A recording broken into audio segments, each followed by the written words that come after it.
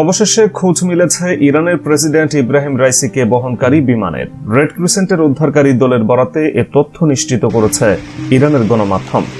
এক বিবৃতিতে ইরানের রেড ক্রিসেন্ট জানিয়েছে, প্রেসিডেন্টকে বহনকারী হেলিকপ্টারটি দুর্ঘটনাস্থলে পৌঁছেছে রেড ক্রিসেন্টের অনুসন্ধান ও উদ্ধারকারী দল। তবে ইরানি এই প্রেসিডেন্ট ও তার সঙ্গীরা বেঁচে আছেন কিনা সেটি এখনও নিশ্চিত নয়। বেশ কয়েকটি ইরানি সংবাদ মাধ্যম রেড ক্রিসেন্টকে উদ্ধৃত করে বলেছে, উদ্ধারকারী দল প্রেসিডেন্ট রাইসির হেলিকপ্টারটি খুঁজে পেয়েছেন। তবে ইরানি এই প্রেসিডেন্ট ও তার সঙ্গীরা বেঁচে আছেন কিনা সে বিষয়ে কোনো তথ্য দেয়নি রেড ক্রিসেন্ট। বিধ্বস্ত হেলিকপ্টারের এক ফ্লাইট ক্রুর মোবাইল ফোনের সংকেত শনাক্তে দাবি করেছে উদ্ধারকারী দল। গণমাধ্যমের প্রতিবেদনে বলা হয়, পূর্ব আজারবাইজানের ইসলামিক বিপ্লবী গার্ড কর্পসের কমান্ডার আসগর আব্বাস গলিজাদে বলেন, আমরা এখন সমস্ত সামরিক বাহিনী নিয়ে এলাকার দিকে অগ্রসর হচ্ছি। আশা করি আমরা জনগণকে খুব দ্রুত সুসংবাদ দিতে পারব। ইরানের রাষ্ট্রীয় টেলিভিশনে একজন আঞ্চলিক সেনা কমান্ডার বলেছেন, ঘটনাস্থলের প্রতি ইঞ্চি ভূমিতে তল্লাশি চালানো হবে। ওই এলাকায় তীব্র শীত পড়েছে, ঘন কুয়াশায় ছেয়ে আছে চারপাশ, অনেক বৃষ্টি হচ্ছে।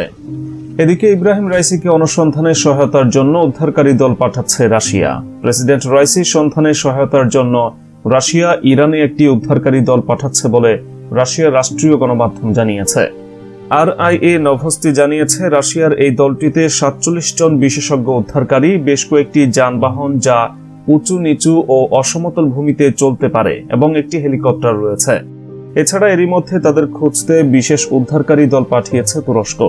তুরস্কের প্রতিরক্ষা মন্ত্রণালয়ের এক বিবৃতি থেকে জানা হয়েছে, প্রেসিডেন্ট রাইসি ও পররাষ্ট্রমন্ত্রী হুসাইন আমির আবদুল্লাহিয়ানকে খুঁজতে ড্রোন ও হেলিকপ্টার পাঠিয়েছে তুরস্ক। তুরস্ক ছাড়াও আজারবাইজান, আর্মেনিয়া ও ইরাকও বিধ্বস্ত হেলিকপ্টারটি খুঁজতে সহায়তার কথা বলেছে। এছাড়াও বিভিন্ন দেশ হেলিকপ্টার উদ্ধারে সহায়তার হাত বাড়িয়েছে।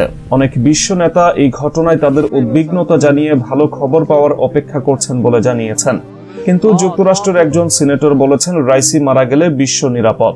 মার্কিন সিনেটর রিক স্কট এই মন্তব্য করেছেন। তিনি বলেন, রাইসি যদি মারা যায় তাহলে বিশ্ব এখন আরও নিরাপদ জায়গা। সামাজিক যোগাযোগ মাধ্যমে এক পোস্টে রাইসির সম্পর্কে স্কট বলেন, তাকে ভালোবাসা বা শ্রদ্ধা করা হয় না এবং কেউ তাকে মিস করবে না। আল জাজিরার খবরে বলা হয়েছে, মধ্যপ্রাচ্যে যুক্তরাষ্ট্রের অনেক মিত্র সহ রাইসির নিরাপত্তা নিয়ে আন্তর্জাতিক সম্প্রদায়ের অনেক নেতা উদ্বেগ প্রকাশ করেছেন। তার সঙ্গে মার্কিন সিনেটরের এই মন্তব্য সম্পূর্ণ ভিন্ন। এদিকে বিবৃতি দিয়েছে ফিলিস্তিনি সশস্ত্র গোষ্ঠী হামাস। এতে তারা বলেছে, এমন কষ্টদায়ক ঘটনায় আমরা আমাদের ইরানি ভাই, তাদের নেতা, সরকার এবং জনগণের প্রতি সহমর্মিতা জানাচ্ছি। আমরা সর্বশক্তিমান আল্লাহর প্রতি, ইরানের প্রেসিডেন্ট এবং তার দলের নিরাপত্তা নিশ্চিত এবং আমাদের ইরানি ভাইদের সব ধরনের বিপদ থেকে মুক্ত রাখা দোয়া করছি। এদিকে ইরানের প্রেসিডেন্ট ইব্রাহিম রাইসি ও দেশটির পররাষ্ট্রমন্ত্রী হুসাইন আমির আবদুল্লাহিয়ানকে নিয়ে বিধ্বস্ত হওয়া হেলিকপ্টারটি যুক্তরাষ্ট্রের বানানো। রয়টার্সের প্রতিবেদনে বলা হয়েছে, রাইসি ও আবদুল্লাহিয়ান বেল 212 মডেলের একটি হেলিকপ্টারে ছিলেন। এটি যুক্তরাষ্ট্রে তৈরি করা একটি হেলিকপ্টার।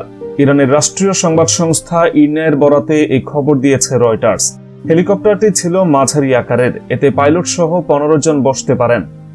বিবিসির খবরেও বলা হয়েছে, ইরানে বিধ্বস্ত হেলিকপ্টারটি ছিল যুক্তরাষ্ট্রে তৈরি করা বেল 212 মডেলের। তবে 1979 সালে ইসলামী বিপ্লবের পর ইরানের কাছে এমন কোনো হেলিকপ্টার বিক্রি করেনি যুক্তরাষ্ট্র। গতকাল রোববার আজারবাইজানের সীমান্তবর্তী এলাকায় দুই দেশে যৌথভাবে নির্মিত একটি বাঁধ উদ্বোধন করতে যান ইব্রাহিম রাইসি।